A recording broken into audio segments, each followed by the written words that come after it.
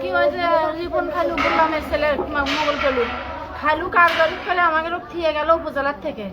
নিয়ে যায় খালু চলে গেছে এরই মধ্যে ওরা এসে ভাঙ্গা চুরে শুরু করে বেটা আর তার সাথে আরো অনেক ছেলে মারছে আমি পিছনে ওই দরজা ধরছি দেখি দরজার তালা দেওয়া ছিল ওই দরজা ভাঙ্গে এই লক ভাঙ্গে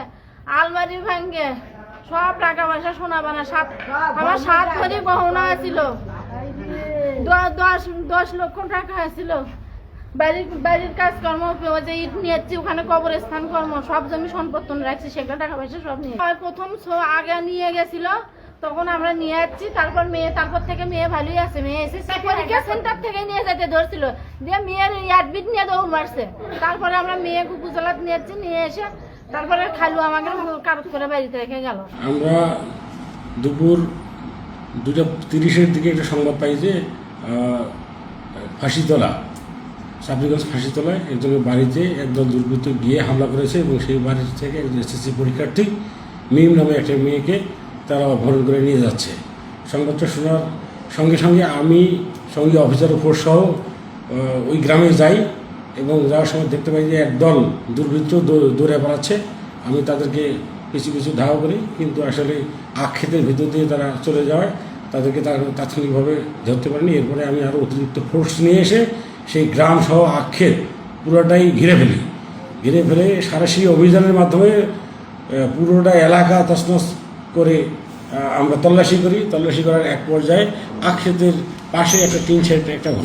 ঘরের মধ্যে থেকে এই ভিকটিমকে আমি পাই এবং এই ঘটনার সঙ্গে সংশ্লিষ্ট মূল যে আসামি সঞ্চয়কে আটক করতে সক্ষম হই।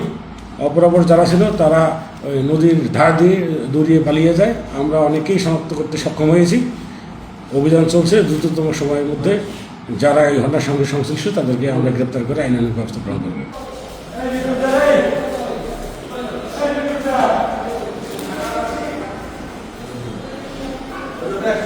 আমার মেয়ে এসএসসি পরীক্ষার্থী তাকে পরীক্ষা দিতে নিয়ে যাচ্ছি সেখানে হামলা করার পর আমার খালি ফোন দিচ্ছি দেওয়ার পর আমাদের ব্যাগ পৌঁছে দেওয়ার পর 10-15 মিনিট পরেই ওরা আমার বাড়ি ঘেরাও করে রামদাও চাইনিজ কুড়াল নিয়ে আমাদের মারধর করছে। দরজা সব রুমের দরজা ভাঙছে, আমার টাকা পয়সা 7 ভরি স্বর্ণ সব নিয়ে গেছে 10 লক্ষ টাকার মতো।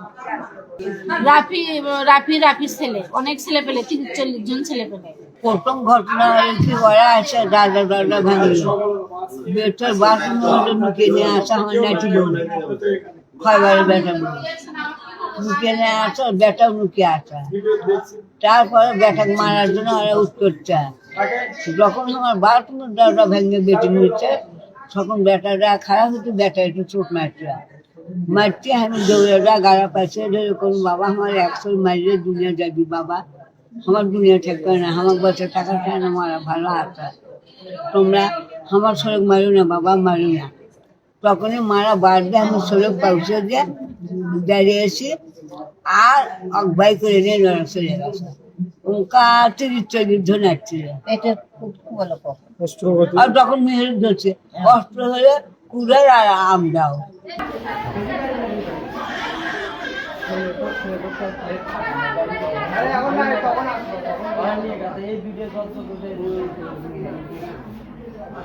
খাওয়া দাওয়া